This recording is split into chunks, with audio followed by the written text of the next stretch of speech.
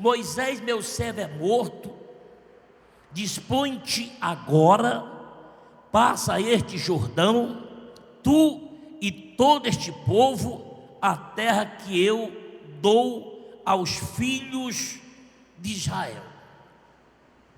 Eu sempre digo, né? Deus ordenou a Josué que ele dirigisse o povo. Josué foi aquele homem que esteve ao lado de Moisés, acompanhou todos os projetos de Moisés. Josué sabia qual era a vontade de Deus. Josué sabia, por isso que Deus escolheu Josué. Seria um homem indicado para poder dirigir, dar continuidade ao povo, ou seja, a andança com o povo. Mas você observou que Deus não lhe deixou sem uma promessa. Deus não lhe deixou sem uma promessa. Deus lhe fez uma promessa. E Deus vem de lá para cá, começando em Gênesis até hoje, Deus vem fazendo promessas ao homem. As promessas não pararam por aqui. As promessas continuam até hoje. Eu até acredito que Deus deixou as promessas para que o homem não parasse de perseverar. Mas você vê que com tantas promessas, o homem tem se afastado de Deus. O homem tem se afastado da igreja. E aí depois ele observa que algumas pessoas recebem o seu milagre, a sua bênção, a sua promessa, e outros não. Será que aqueles que recebem é porque tem um merecimento de Deus? Não. Todos nós somos merecidos. Nós somos filhos de Deus. O problema é que dentro de uma casa também, tem os filhos que são mais abençoados do que os outros. Não é verdade, gente? Dentro de casa tem aqueles filhos que são mais abençoados do que os outros.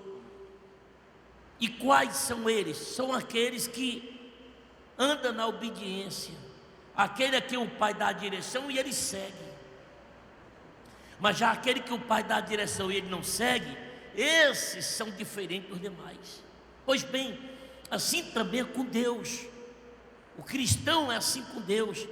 Deus deixa uma palavra, mas se o homem não segue aquela palavra, então o homem vai andar de acordo com os seus pensamentos, com a sua filosofia.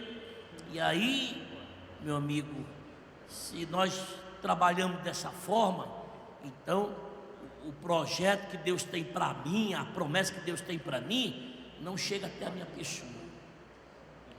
Aí, então, por isso que eu fui aqui no estudo de vocês, observe que eu fui para o versículo 5, quando ele diz: ninguém poderá te resistir todos os dias da tua vida. Como fui com Moisés, assim serei contigo. Não te deixarei, nem te desampararei. Irmãos, é muito forte essa promessa que Deus deixou para Josué. Eu botei aí, observe aí no estudo, que eu botei assim: quem pode resistir àquele que crê? Realmente, quem pode resistir aos que creem? Nem o diabo pode resistir o homem de fé, a mulher de fé. Vamos ler aqui. O povo estava prestes a enfrentar inimigos superiores em força e número. Para vencê-los, só mesmo se aliando ao Altíssimo. Devemos ser ousados contra os problemas, pois nossa vitória vem do alto. O poderoso de Israel afirma que está conosco, e sua presença nos torna invencíveis. Se ele é por nós, quem poderá nos impedir de avançar, alcançar os nossos objetivos? Olhe para mim, por favor. Por que que Deus falou isso, né, gente? Por que que Deus falou para ele: ninguém poderá te resistir?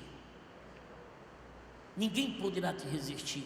Porque a verdade é essa: quando nós estamos vivendo na presença de Deus e que nós guardamos a nossa fé em Deus, então nós nos tornamos uma pessoa cercada, nós estamos cercados dos benefícios de Deus. Nós temos a nosso favor a presença de Deus. Nós temos a nosso favor a bondade, o poder do nosso Deus na nossa vida. Basta apenas que eu ande na sua vontade.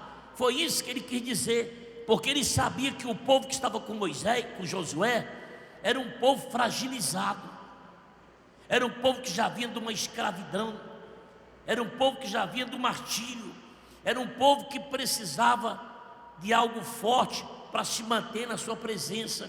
É como nós hoje, nós estamos vivendo isso. Nós estamos vivendo a incerteza política, a incerteza financeira, nós estamos vivendo a incerteza na saúde.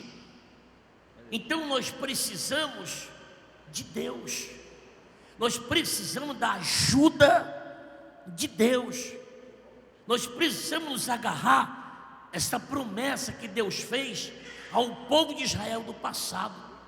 E talvez a gente pense o seguinte: mas isso ficou escrito, isso é do passado. Não, a Bíblia é chamada de testamento. A Bíblia é chamada de testamento. Você sabe que testamento é promessa, você sabe que testamento é bênção, você sabe que testamento é vitória, testamento é prosperidade, testamento é coisa grande. Por isso que a Bíblia é chamada de testamento, porque ela significa tudo isso que eu falei, significa coisas grandes, coisas fortes. Esta é a palavra de Deus, porque dentro da Bíblia está toda a grandeza. Basta que eu saiba extrair da Bíblia. Quando Deus disse que ninguém ia lhe resistir, naquele momento Deus estava dizendo para ele que ninguém realmente ia resistir a ele. Ninguém ia resistir a ele. O homem cheio da fé, imbuído da fé de Deus na vida dele, ele fica um homem diferente, ele se torna um homem diferente, ele se torna um homem ousado, ele se torna um homem perseverante, se torna um homem determinado, se torna um homem cheio de desejos cabíveis a Deus abençoar a vida dele. É isso que o homem que anda na realidade, na presença de Deus, ele é irresistível nesse momento. Então Deus não botou ali um homem qualquer para dirigir aquele povo. Deus botou um homem que tinha a sua presença, Deus botou um homem que ia obedecer, Deus botou um homem temente, Deus botou um homem que de fato a promessa chegaria a ele, e chegando até a ele, chegaria a todo o povo que estava com ele. Diga glória a Deus. Quando a promessa de Deus, quando você alcançar, vou falar assim, quando você alcançar a promessa de Deus, você vai ver que você vai poder abençoar toda a tua casa. Diga glória a Deus. Quando o homem cheio da graça de Deus, aonde ele chega, ele distribui o quê? Graça.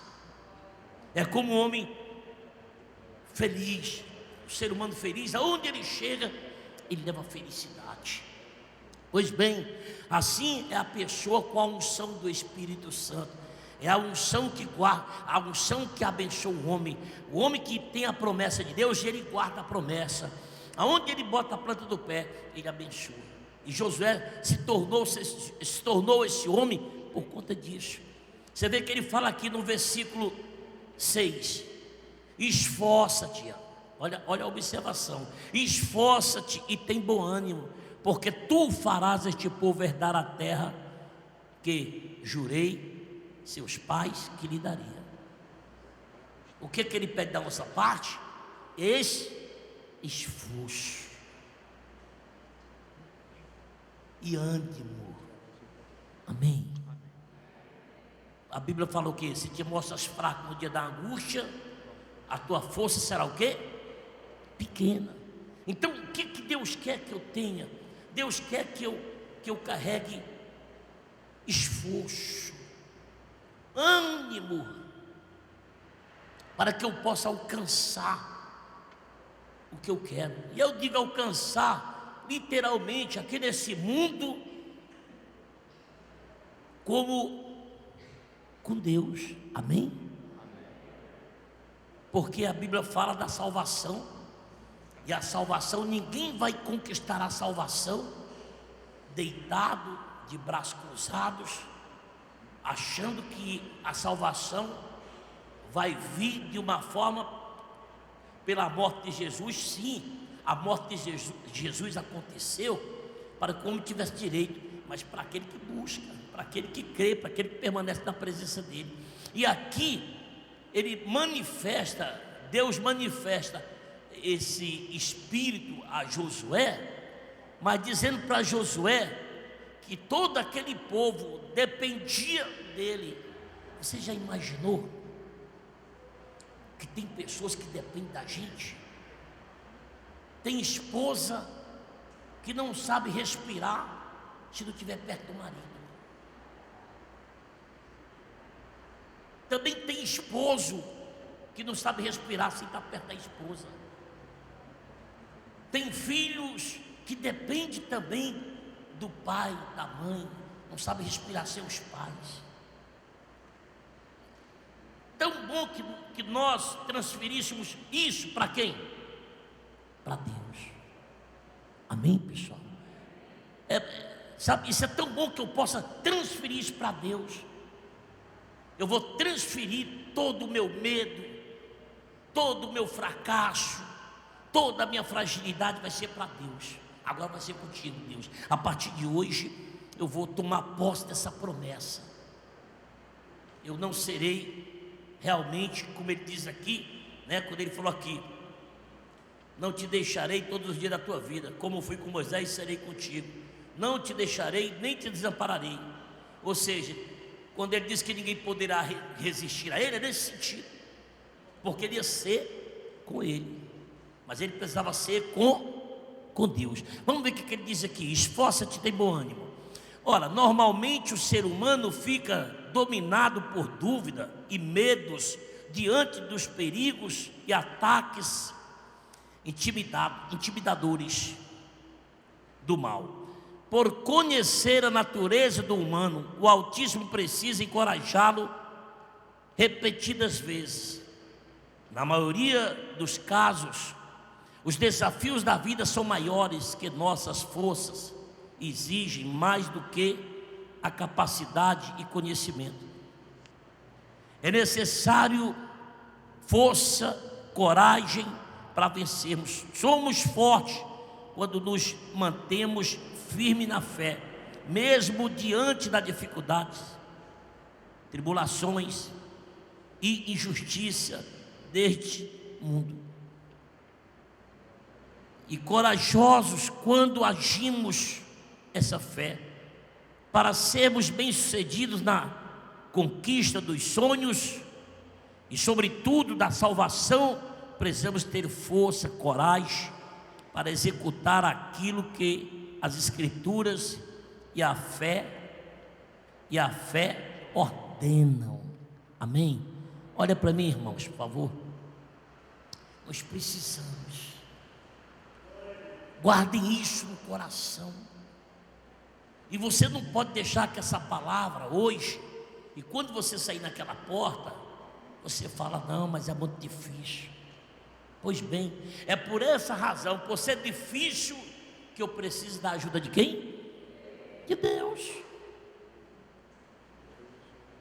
Por estar o mundo cheio de pessoas falsas, mentirosas, perversas, é que hoje nós precisamos mais de Deus. Amém? É por estar nesse mundo de pessoas covardes, de pessoas traidoras, de pessoas perseguidoras, de pessoas más. É por essa razão que nós precisamos da ajuda de Deus. é que nós precisamos ir à igreja, que nós precisamos fazer jejum, precisamos orar a Deus, ler a Bíblia. Nós precisamos desta ajuda que só quem pode dar ao homem é Deus. Não é pai, não é mãe, não é político, não é empresário, não é meu amiguinho, não é marido, não é esposa. Só quem pode me oferecer essa segurança é Deus. Diga glória a Deus. É a promessa dele. Essa promessa vem se renovando. Se você ler a Bíblia, de Gênesis a Apocalipse, aí ele fala aqui no versículo 7, que eu acho demais esse versículo 7, ele diz assim: tão somente esforça-te, tem bom ânimo, para teres o cuidado de fazer conforme toda a lei que o meu servo Moisés te ordenou. Dela não te desvies, nem para a direita, nem para a esquerda, para que prudentemente te conduzas por onde quer que andares. Isso aqui foi, ele exortou novamente, ele estava dizendo para ele: tão somente esforça-te. Você vê que ele repete aqui no versículo 7, ele repete, ele reforça a Josué. Se você observar do versículo 1 até o versículo 8, ele está repetindo quase que sempre: esforça-te, tem bom ânimo, persevera, não vire para a direita, não vire para a esquerda. Ou seja, a vitória do povo de Israel, que estava na mão de Josué, dependia de quem? De Deus. Amém, igreja? Dependia de Deus. Todos nós dependemos de Deus, sabe, gente? Você não pode achar que a força do teu braço seja um privilégio. Sim, você tem saúde e tudo e tal, a força do teu braço te ajuda em muitas coisas, mas eu estou falando para conduzir aonde você quer chegar. Nós precisamos abrir o coração para compreender que Deus, Ele pode mudar a minha história se eu der lugar para esse Deus. Se eu der lugar, esse Deus pode mudar a minha história. Mas eu preciso dar essa oportunidade a quem? A mim mesmo. Eu preciso me compadecer de mim mesmo, senão isso não vai acontecer. Deus sabia que para abençoar todo o povo de Israel, aquele povo tinha que aprender a servi-lo. E enquanto aquele povo teve com Josué, aquele povo serviu a Deus. Amém? Em todo o percurso houve os problemas. Em todo o percurso, enquanto ele estava com Josué, os problemas aconteceram. Mas na maioria deles, eles conseguiram andar com Josué na presença de Deus. Porque Josué foi um bom líder. Josué deu um bom exemplo, andando na presença de quem? De Deus. Quer dizer, nós precisamos andar na presença de Deus. Amém, igreja? Amém, igreja? Você não pode estar preocupado com as afrontas. Você não pode estar preocupado com isso, com aquilo. Se Deus é por nós, quem será contra nós? Se Deus é por nós, quem será contra nós? Por isso que o povo de Israel, no período que estiveram com Josué, foram abençoados. Então, no período que nós estivermos na presença de Deus, a nossa vida também vai ser abençoada. Pode ter certeza disso, eu não tenho dúvida, porque eu prego o Evangelho há mais de 30 anos, gente. Há mais de 30 anos eu prego o Evangelho. E a gente prega esse Evangelho aqui da fé. E a Jerusalém, ela vem se estendendo. Ela vem se estendendo em todo mundo. Por quê? Porque nós temos levado esse Evangelho, que fala do Velho Testamento, que fala do Novo Testamento. E eu sempre tive a seguinte percepção: que tudo isso aqui significa testamento. Tudo isso aqui significa bênção. Você vê que ele fala aqui, vamos ver aqui, o segredo para conquistar. Eu deixei aqui para você. O segredo para conquistas estava condicionada à obediência absoluta. Sem ela, o povo fracassaria, como a antiga geração que morreu no deserto. Manter esse foco traria o cumprimento e o estabelecimento das promessas. Por isso, a orientação rigorosa para não se desviar nem para a direita nem para a esquerda. Isso significa ser radical com respeito ao pecado. Quem deseja se manter puro diante de Deus não se deve se inclinar para nada que prejudique a sua vida espiritual, como amizades impróprias, pornografia, maus pensamentos e maus sentimentos, né? Por exemplo, olha para mim, pessoal, uma percepção forte que eu carrego também comigo